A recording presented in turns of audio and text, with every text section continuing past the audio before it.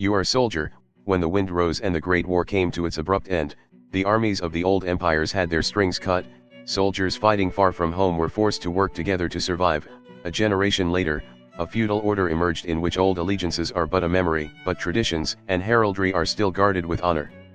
You learn to fly a sentry-plane, protecting your holdfast, keeping the local trade winds safe, and upholding the honor of your banner. Soldier is probably the most lethal playbook of all playbooks. Most of their stat blocks often have high hard.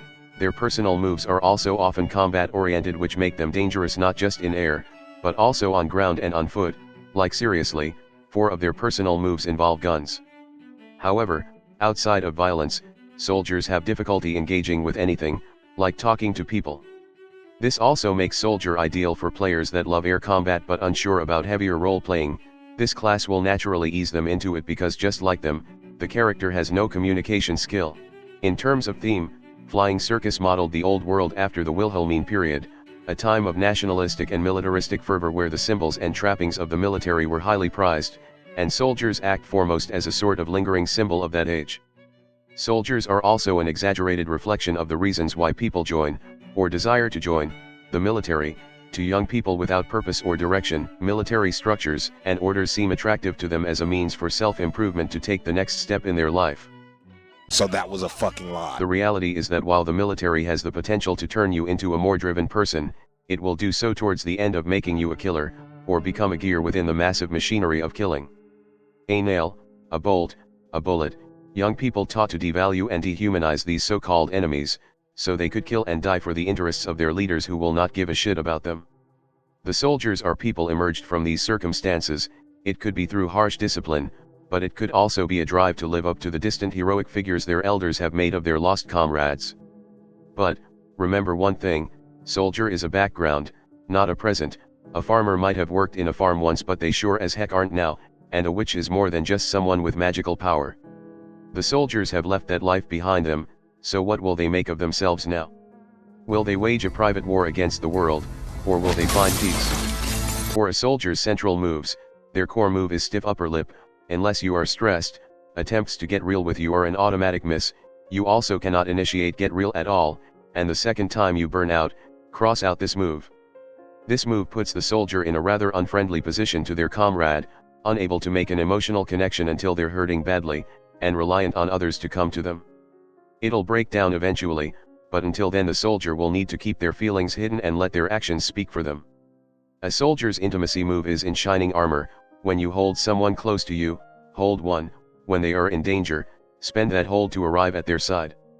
If you use this move in the air, when you spend the hold, your next move is an automatic full hit, no dice required. Most soldier moves cast the character as detached, paranoid, and often cruel, but Flying Circus being what it is, love conquers all. In shining armor is soldier's most idealistic move, allowing them to truly see themselves as a protector instead of just a killer. It doesn't matter how impossible the soldier's arrival is, like a hero in a story, they always show up in the nick of time. Onto the personal moves. Like most playbooks, soldier has 3 of the following personal moves at the start. Strategist, when you lay out a plan of action, anyone following the plan, including you, can opt to use your stats on the roll if they are better, and roll sees the initiative with their best stat. This lasts until a comrade is wounded or events go drastically off script. With soldiers high hard, and high keen in at least one stat block, using Strategist could dramatically increases the firepower and protection of a circus in air and on ground, and seizing initiative with the best stat of any character allows them to win the initiative easily. Of course, again, this only lasts until someone is wounded or things go off the script, which happens often in Flying Circus, but until it is gone, it can help a lot. Marching Boot, any group you're in moves +1 trek when you explore the wild, and you automatically score at least a partial hit on seize the initiative.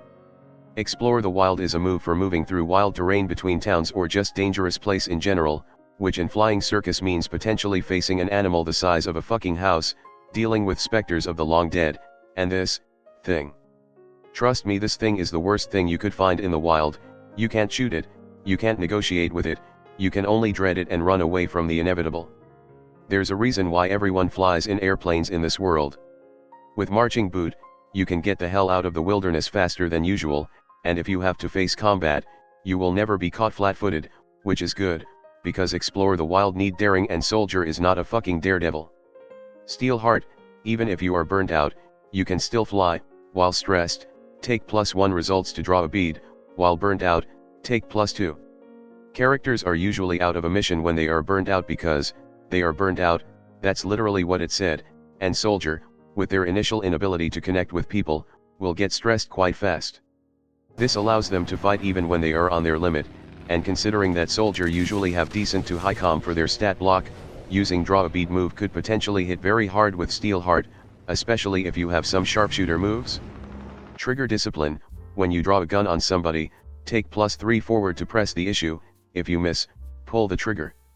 Just like it said, you get +3 on press the issue if you draw a gun on somebody, intimidating them, but you probably don't want to use this on someone you should not shoot for very obvious reasons. Commanding presence, when you bark an order to a friend or foe in combat, it gives +1 forward to PCs that follow. Against NPCs, press the issue with hard, on a hit, they do it, on a partial, they still do it, but they hesitate first. This moves let you channel your inner sergeant and yell at someone to do something, or even tell hostile NPC to do things like drop their weapons. Trigger discipline helps here, if you don't mind shooting the guy on the other end of the barrel. Advanced Recon, the group gets +1 to the engage roll, seize the initiative, and brawl. With this move, the group with a soldier will always start better in a combat and brawl better, and since it stacks, a soldier should teach this move to as many people in a group as possible. A group that grows closer fights better after all.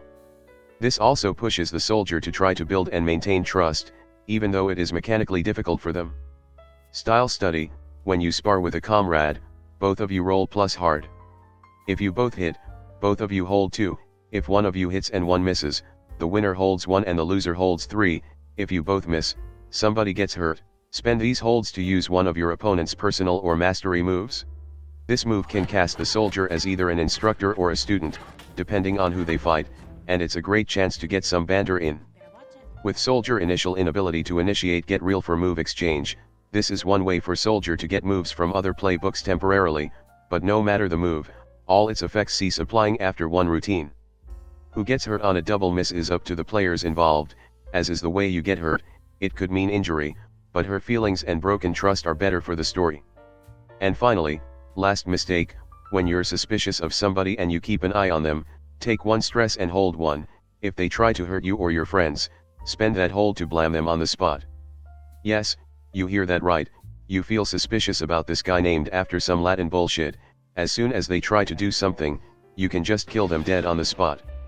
No bullshit, they are dead, on ground or in air, though you have to be in place where you could inflict violence, like they are within your weapon range or you are flying on their tail, but after that, they are just dead, immediately.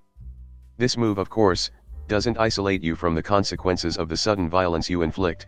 If you kill a bounty hunter who is after you by being faster on the pull, you might need to address to the bartender about the dead guy in their bar. It also doesn't work if you just decide to off the guy on your own initiative, or pick a fight with them until they retaliate. They must be the aggressor. There's also a new soldier personal move in Horror of the Heights expansion called Alpine Constitution, which allows soldier to handle all effects from high altitude and adverse weather, but only on ground, or high ground basically. There's always Star Wars reference around the corners. Any other character in the group may also get this benefit, but either they or the soldier must take 1 stress, representing the harsh methods used to motivate them. As for the planes, as a part of the soldier's theme, all of soldiers' starting planes are military planes from the former empires that once ruled Himmelgard. Now they are just effective combat planes with lots of firepower. This includes a new Theller Cobra MD, heavily armed biplane of the former Gotha Empire, a new Kreutzer Spinne M3, agile rotary triplane of the former Gotha Empire, a new Ritter Model F Singvogel, rotary biplane with a light bomb load of the former United Western Federation and Maquis Republic, and finally, a new Markgrafzerstörer B, do everything fighter of the former, current, whatever it's the Kingdom of Sopwith. You can also get any other brand new plane for up to 30 Thaler. All this basically means that on top of soldiers' lethality, they are also flying brand new aircraft instead of decades-old airplanes, which just add on to their existing combat power. And that's all on the soldier, someone who might have a chance to fight for something that truly matters. With the last of the core rulebook playbooks finished, this series will now be temporarily put on hiatus. It was quite fun to read through all these playbooks, as they don't just serve as classes, but also as people and characters the players could resonate with easily. Anyway, that's all for now, and I will see you all in the next video. Hello there, if you like this video, please subscribe to my channel and click that notification bell button. If you really want to support my channel, you could visit my Patreon page, or buy me some coffee, links in the description. Anyway, have a nice day.